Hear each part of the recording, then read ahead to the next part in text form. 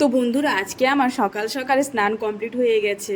আর আজকে আমি কেন সকাল সকালে স্নান করলাম সবটাই তোমাদের বলবো। আর দেখো, আমাকে দেখে মনে হচ্ছে না যে আমি স্নান করে এসেছি, কারণ হচ্ছে আমি চুল ভিজাই না।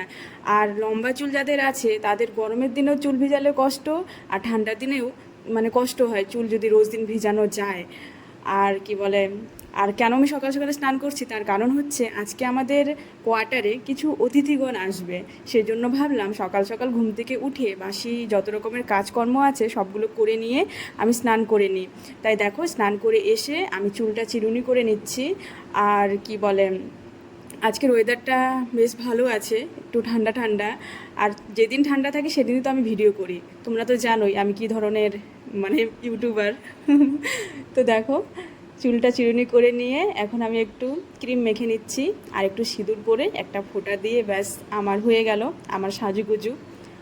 তো চলো এখন কি করি দেখাবো। Hello everyone, welcome back to our channel Savita Suresh blog. Savita Suresh ব্লগে তোমাদের সকলকে জানাই অনেক অনেক স্বাগত। তোমরা কেমন আছো? আশা করছি অনেক ভালো আছো, আর আমিও অনেক ভালো আছি। তো চলো, আজকে ওয়েদারটা হচ্ছে খুবই সুন্দর, মানে রোদ নেই আজকে, হাওয়া হাওয়া ওয়েদার। যেদিন আমি ভিডিও করি ওয়েদারটা খুবই সুন্দর হয়। আর তা না, যেদিন ওয়েদারটা ভালো হয় সেদিনই আমি ভিডিওটা করি, কারণ হচ্ছে গরমের মধ্যে ভিডিও করতে ইচ্ছা করে না। তো চলো, এখন তো হয়ে গেছে আমার স্নান, এখন একটু আমি ব্রেকফাস্ট করব। তো চলো। তো দেখো বন্ধুরা, এদিকে আমি হচ্ছে একটা ডিমের আমলেট করে নিচ্ছি। খুব খিদে পেয়ে গেছে, 10টার মতো বেজে গেছে, আর স্নান করে নিলে তো আরও খিদে পেয়ে যায়। কাল রাতে আমি না খেয়ে ঘুমিয়ে পড়েছিলাম, খেতে ইচ্ছে করেনি, সেজন্য সকাল সকাল আজকে আমার খুব খিদে পেয়ে গেছে। তো রাতের একটু ডাল আর রুটি ছিল, আর একটা ডিমের আমলেট করে নিলাম। তো এখন খেয়ে নিচ্ছি। খাওয়ার পরে এখন রান্না বান্না বাকি আছে, তাড়াতাড়ি করে করব, কারণ হচ্ছে কেউ এলে তাড়াতাড়ি রান্না হয়ে গেলে ভালো হয়, মানে ভালো লাগে, মনটা শান্তি হয়ে যায় তাড়াতাড়ি রান্না হয়ে গেলে। তো বন্ধুরা দেখো, সকালের খাবারটা আমার কমপ্লিট হয়ে গেল। আর খাওয়া কমপ্লিট হওয়ার সাথে সাথেই আমি রান্নাঘরে চলে এসেছি, রান্না চাপিয়ে দিয়েছি। আর এই এত বড় সসপ্যানটা তোমরা দেখতে পাচ্ছো, এই সসপ্যানটা আমার বর এর আগের দিন রাতে নিয়ে এসছে। কারণ হচ্ছে আমরা তো কোয়ার্টারে থাকি, আর কোয়ার্টারে তো সেরকম বাসনপত্র নেই। একটা ছোট হাঁড়ি আছে, সেই হাঁড়িতে তো এতজনের রান্না হবে না, তাই আমার বর এত বড় একটা সসপ্যান নিয়ে এসছে। সসপ্যানটা যে এত বড় যে হচ্ছে গ্যাসের ওভেন পর্যন্ত দেখা যাচ্ছে না। তারপর দেখো, ওইদিকে ভাত আর ডাল চাপিয়ে দিয়ে আমি এইদিকে মাছ ধুয়ে নিচ্ছি। এটা হচ্ছে রুই মাছ। রুই মাছটা একটু কালিয়ার মতন করে করব, মাখা মাখাভাবে। তো কেমন হবে যে রান্না জানি না, যারা খাবে আমার অতিথিগণ তারাই জানে কীরকম রান্না করব। তো চলো। তো দেখো বন্ধুরা, মাছ ধোয়ার পরে মাছে নুন আর হলুদ মাখিয়ে রেখে দিলাম। আর এইদিকে আমার ভাতও হয়ে গেছে, ভাতের মার ছেঁকাও হয়ে গেছে। আর এই এত বড় সসপ্যানে মার ছেঁকতে আমার খুবই অসুবিধা হয়েছিল, কারণ হচ্ছে এতগুলো রান্না করার আমার সেরকম কোনো এক্সপিরিয়েন্স নেই। বিয়ের আগে তো আমি সেরকম রান্না বান্না করতাম না, আর আমার বেশি দিন বিয়ে হয়নি। বিয়ের তো হয়ে গেছে, এখন আস্তে আস্তে সবই শিখে নেব, শ্বশুর বাড়িতে তো সবই শিখতে হয় মেয়েদের। তো দেখো, এদিকে আমি হচ্ছে এখন মাছ ভাজবো, ভাজছি আর কি। আর এই যে এটা হচ্ছে ক্যাম্পাস, সেটা ঠান্ডা আর কি, একটু খেয়ে নিলাম, গরম লাগছিল রান্না করতে করতে।